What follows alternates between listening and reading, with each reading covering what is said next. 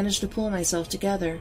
I don't know what happened to them or where they were taken to, but one thing I do know for sure is that the blind maiden is still waiting for me. Ever since that night, I keep getting emails from the website itself. All of them are sent to me at exactly midnight every new moon, and all of them have the same 9 words directed towards me. We're waiting for you. Stop hiding and join us. Crawl. There are 3 men standing at the intersection of a sewer. One of them is very lean and very tall. In fact, he looks too tall and seems to sway on his feet, as if ready to topple at the whim of a strong gust. He grips a burlap sack in his left hand. The tall man has provided the firepower. Next to him is a greasy mustache. The mustache belongs to a stocky Mediterranean-looking fellow with shifty eyes. He digs into his backpack with concerned intent. The mustached man has provided the intelligence and the tools. Standing apart from the first 2 men is the clown.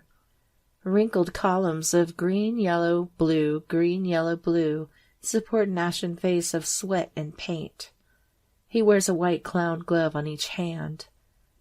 Thick locks of crimson explode from his head, aggravating the sweat. His face is on the verge of melting. The clown has provided the distraction, but he does not look happy. The 3 men face a brick wall with a hole in the center. It is less a hole than a black gaping chasm, maybe a couple of feet wide and stretching to infinity. Mustache maintains that this will lead them directly beneath the bank. Clown is not so sure. He questions the men's collective planning. Tall man did not bother to load any of the handguns, ensuring them that a show of force will be more than enough. Mustache has apparently forgotten to bring a single flashlight and curses. And Clown himself wonders why he chose to dress in full clown regalia before venturing into the sewers. The sewers are filthy, as sewers ought to be.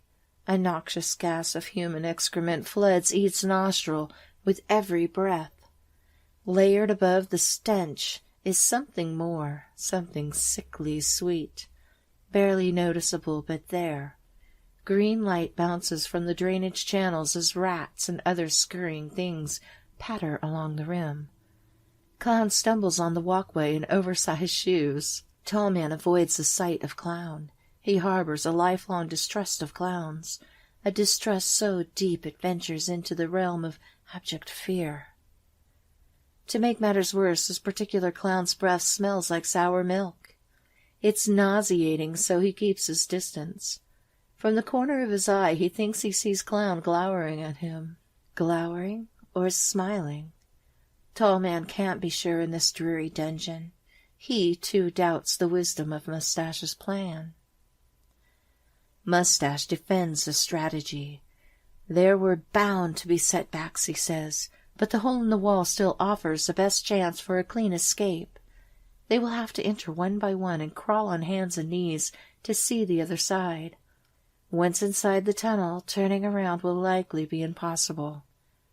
Tall man asks how long it goes. Mustache answers that it should be long, but not too long. Tall man asks how they were supposed to see anything in the tunnel with no flashlights. Mustache answers that they don't need to see anything. They just need to crawl. All the same, he does have a book of matches which he offers to Tall man. Tall man interprets this as his cue to go first. Something about the tunnel bothers him, but he would rather get on with it than suffer the continual glares or smirks of Clown. He accepts the matches and faces the hole. A soft breeze and low howl whisper from the opening.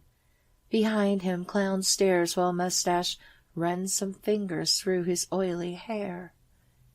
Tall man teeters for a moment, turns around, and retrieves the 3 9mm pistols from the sack in his hand.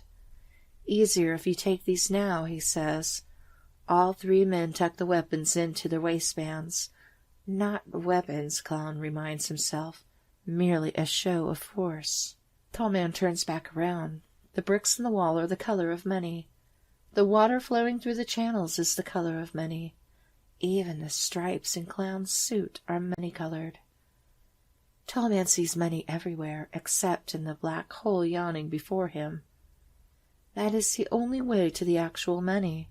Lots and lots of it, the kind you can touch and smell and trade for things that make you happy. Money is the prime motivator for Tall Man, for all of them. It's worth crawling through a slimy, stinking hole, he must tell himself. Still, he hesitates. The black circle isn't so sharply defined. It seems to hover in front of the wall, detached from its surroundings. Tall Man stoops, and stoops, and stoops some more. He stoops down until the black circle frames his face. He raises a wiry leg until the knee can rest on the lip of the hole. With a push from the other leg, he slowly enters. Funny, when the whole of his lofty body finally wriggles its way inside, the gentle breeze dies. The low howl changes too. Earlier it was constant, but now it pulses rhythmically in his ears. Low, deep, like a distant generator. The hum, hum, hum tickles Tall Man's brain. He crawls on. The ground is cold, chilling to the fingertips. His knees scrape along the smooth surface. His blind hands grope their way over cement and puddles of slime and gloom.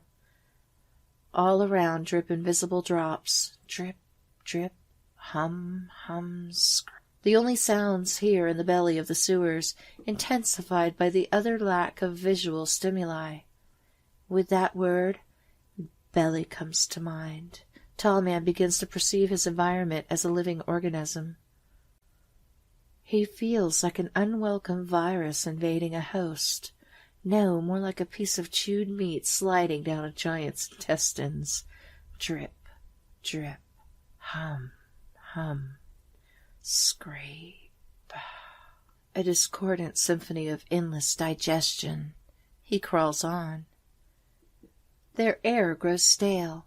Tall Man's knees are wet and aching. He has lost track of time and can't tell how long he's been crawling. A good 5 minutes at least. Still, there is no light at the end of the tunnel. How much further? He needs to rest for a moment. Just a moment. He stops crawling. The air is heavy, stagnant, waiting. The drips and humming sound muffled now. Tall Man retrieves the matchbook, tears off a match, and tries to light it. Nothing. It's a dud. So is the second one, and the third. Tall Man starts to panic. He wants a scrap of light, now. He fumbles with the fourth match, anxiously swipes it along the striking surface. A fizz of sulfur spells success, but that magic spark of life reveals something astonishing. Mere inches from him stares a pallid face, smeared with gruesome makeup. Blood-red worms burst from the head.